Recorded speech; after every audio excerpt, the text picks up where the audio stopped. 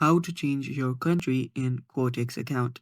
Hello guys, this is Atticus and welcome back to another tutorial video. In today's video, I'll teach you guys how you can change your country in Quotex account. So without any further ado, let's dive right into it. The first step that you will need to take is open up a web browser and then simply search for Quotex. After you search for Quotex, you will get the Quotex website right here. This is a website. Open this link up. Now here you should see different options such as sign up and sign in. You can head over to the sign in option and then sign in into your account. I'll just sign in with my Google here, and after doing that you'll get logged in into your account. After you're finally logged in into your account, you can head over to this page right here. Let me just cross that and cross that, and again let me turn on the demo account.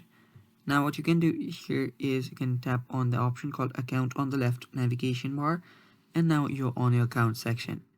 If you scroll down, you should find the country option here. Now you can expand on it and then change your country. I'll just change it to here and then tap on save. Doing that will simply save my country here as well. So first also you'll need to fill out all of these, and with that your country will get changed in your Quotex account.